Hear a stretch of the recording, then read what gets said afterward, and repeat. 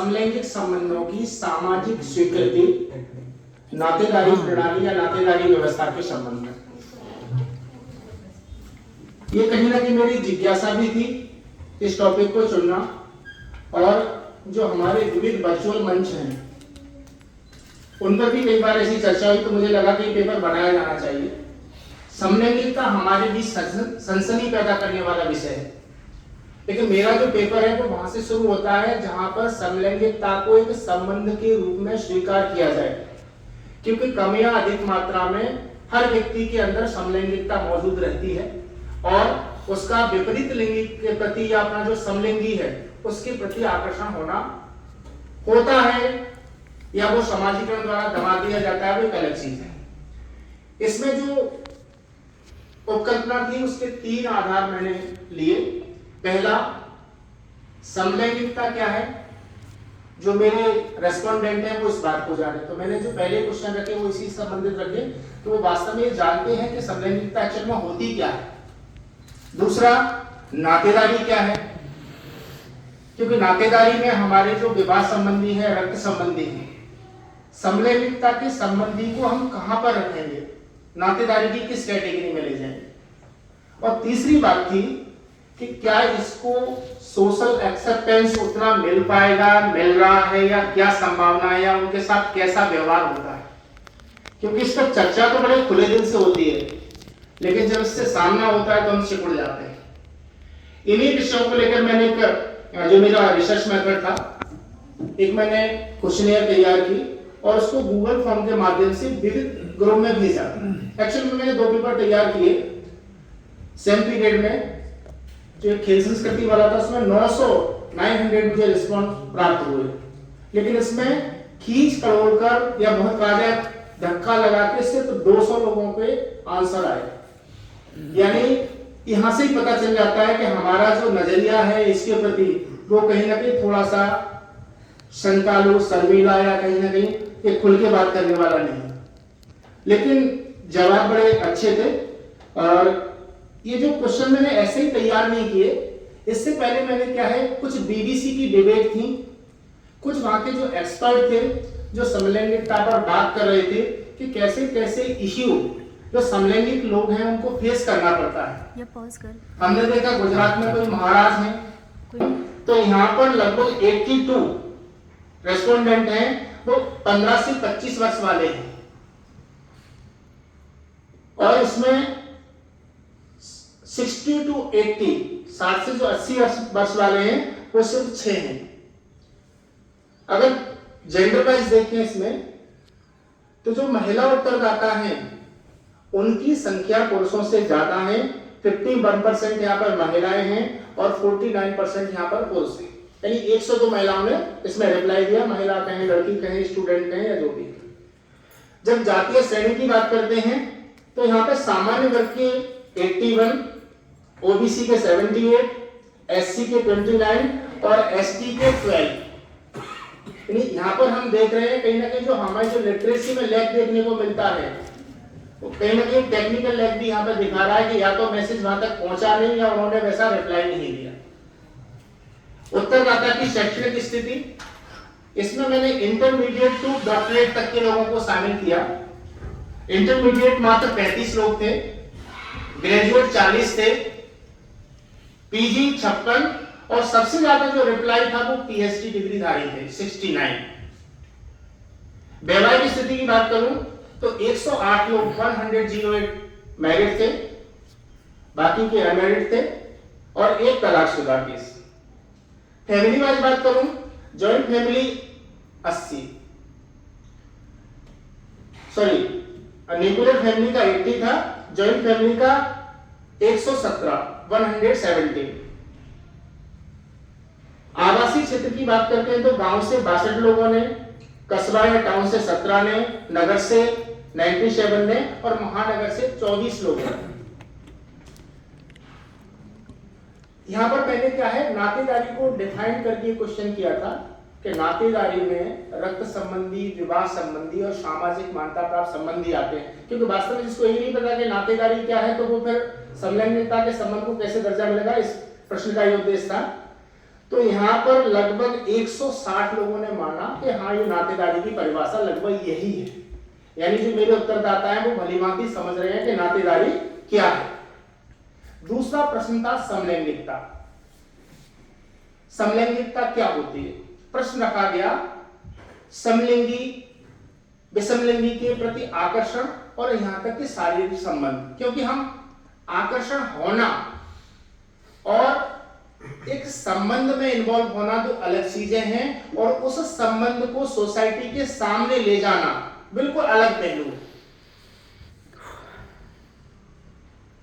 समलैंगिकता को ठीक लोग समझ रहे थे, लगभग 135 यानी 67.5 लोगों ने माना कि हाँ इस प्रकार के संबंध समलैंगिक। दूसरा प्रश्न पूछा गया क्या विश्व के सभी समाजों में समलैंगिकता पाई जाती है या उनको क्या लगता है? तो इसमें लगभग 114 यानी 57% लोगों ने यह माना कि हाँ विश्व के सभी समाजों में कहीं ना कहीं समलैंगिकता अस्तित्व में है। एक इसमें मैंने प्रश्न लगा क्या समलैंगिकता एक नैसर्गिक व्यवहार है?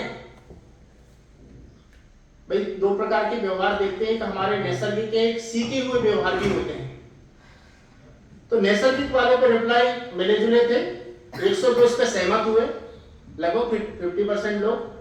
असहमति 61 ने व्यक्त की, कह नहीं सकते 27, और जिनको पता नहीं था ऐसे 10 लोग थे। अच्छा अब प्रश्न ये आया, हम कहते हैं कि सामान्य व्यक्ति है उसमें समलैंगिकता नहीं हो सकती।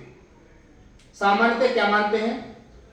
गे, लेस्बियन और ट्रांसजेंडर। तो ये प्रश्न पूछने का मतलब ये था कि समलैंगिकता क्या सभी में होगी या नहीं है, क्या है मतलब। तो यहाँ पर लोगों की जो रिप्लाई थे वो पूर्ण सहमत इस पे 105 हुए। उन्होंने कहा कि नहीं सभी में होता है, इसका ट्रांसजेंडर महिला पुरुष इससे लेना देना नहीं है। लेकिन एक जो मेरा 14 का क्वेश्चन था ये बड़ा ही मनोरंजक प्रश्न था। इसमें मैंने पूछा कि समलैंगिकता किसमें अधिक पाई जाती है, महिलाओं में, पुरुषों में या ट्रांसजेंडर में? तो यहाँ पर 95% में उनका बता रहा हूं, जैसे महिला और पुरुष 102 महिलाओं ने रिप्लाई दिया है और 98 पुरुषों ने दिया है। तो लगभग 99 पुरुषों ने माना कि महिलाओं में समलैंगिकता ज्यादा होती है, और लगभग इतनी ही महिलाओं ने माना कि पुरुषों में समलैंगिकता ज्यादा होती है। यानी दोनों एक दूसरे के लिए रहस्य बने हुए हैं। महिलाएं मान रही है कि पुरुषों में समलैंगिकता ज्यादा है, और जो पुरुष है वो उस ऑप्शन को चुन रहे हैं कि महिलाओं में समलैंगिकता ज्यादा है। क्योंकि अपने बारे में हम डेफिनेशन ज्यादा अच्छे से बता सकते हैं किसमें होता है, क्योंकि हमारा इंटरेक्शन कहीं ना कहीं समलैंगिक है। जो भी है अपन उत्तरदाता को प्रभावित नहीं कर सकते, जो उनके रिप्लाई है उसकी बात कर रहा हूं। प्रश्न पूछा गया कि क्या जो होमोसेक्सुअलिटी है कानूनन अनुमन्य है, इसकी परमिशन है या नहीं है? तो इसमें लगभग 57% लोगों ने कहा कि हाँ ये कानूनी तौर पर जायज है। यानी क्योंकि पिछले 5-7 सालों में बहुत ज्यादा चर्चा में भी रहा, कोर्ट में भी रहा, तो लोग अवेयर थे कि हाँ इसको परमिशन है या कानूनन ये अपराध नहीं। अब मैं थोड़ा सा उनके समाज में घुसने की कोशिश की मैंने। क्या आप अपने आसपास किसी समलिंगी को जानते हैं? यानी कोई ऐसा व्यक्ति है जो उसने इस प्रकार का संबंध रखा हो और उसको समाज में स्वीकृति मिली हो, क्योंकि हमारी धारणा तो हर पड़ोसी के बारे में कुछ ना कुछ होती है। यहां पर सिर्फ 42% लोगों ने कहा कि हाँ जानते हैं, जबकि ऊपर वो पूरी डेफिनेशन करके आ रहे हैं कि ऐसा होता है, पता ही नहीं है, कोई पास में है ही नहीं, और उसके बारे में राय दिए जा रहे हैं। नहीं 158 ने कहा। समलैंगिक व्यक्तियों के साथ समाज में कैसा व्यवहार होता है, यहां पर वो फिर मेरे झांसे में आ गए। 48% लोगों ने कहा सामान्य, मतलब कोई ज्यादा दिक्कत नहीं आती, सामान्य व्यवहार होता है। 78 ने माना असामान्य, जबकि सिर्फ 42 लोग ऐसे थे ऊपर वाले क्वेश्चन में जो ये कह रहे थे कि हमारे आसपास कुछ लोग हैं, लेकिन यहाँ पे आंकड़ा बढ़ गया, 78 हो गए। जब आपके पास कोई है ही नहीं तो आपने कैसे बताया, ये जांच का विषय है। समलैंगिक संबंधियों को क्या नातेदारी के प्रति चुनौती माना जा सकता है? यहां पर बहुत कम लोगों ने सहमति दी, 33% लोगों ने। असहमत 115 हुए, एक मैंने प्रश्न पूछा, एक्चुअली हम आजकल क्या है व्यक्तिगत स्वतंत्रता की बात ज्यादा कर रहे हैं, तो क्या समलैंगिक संबंधों को स्वीकृति देना, क्या जो कहते हैं ना इंडिविजुअल जो फ्रीडम है, क्या ये उसके फेवर में है? तो इसमें लगभग 91 लोगों ने कहा सहमत, 57 ने कहा असहमत और आंशिक सहमत इस प्रकार से थे। लास्ट में था समलैंगिक संबंध परंपरागत नातेदारी प्रणाली को क्या चुनौती है या क्या वो इससे प्रभावित होगी? तो 147 लोगों ने ये माना कि हाँ इससे चुनौती मिल सकती है। लेकिन अब मैं सीधा फाइंडिंग्स पे आता हूं। वास्तव में क्या है, मैंने जो निष्कर्ष निकाला कि इतने संक्षिप्त डाटा पर कोई राय बनाना बड़ा मुश्किल है और समलैंगिकता का कोई सतही अध्ययन नहीं किया जा सकता। कम से कम हमें इसमें पार्टिसिपेटरी या सेमी पार्टिसिपेटरी जो ऑब्जर्वेशन रहता है या उनके साथ इन्वॉल्व होकर ही इससे कुछ आंकड़े निकाले जा सकते हैं और एज ए सोशल रिलेशन नातेदारी के तौर पर उसे मान्यता मिलेगी, उसमें मुझे ऐसा हेल्दी माहौल दिखाई नहीं देता है। लेकिन बड़ा एक जो तबका है हमारा वो ये मानता है कि सोसाइटी के बीच में इस प्रकार का रिलेशन भी होता है और जो कानूनन नाजायज नहीं है, इसलिए उनका जो रवैया है वो पहले की तुलना में कम प्रतिरोधात्मक है या कम रोक टोक वाला है। इतनी सी बात है। आदरणीय शुक्ला सर, गजानन सर, निधि ठाकुर मैम और संतोष सर का मैं विशेष तौर पर आभारी हूँ।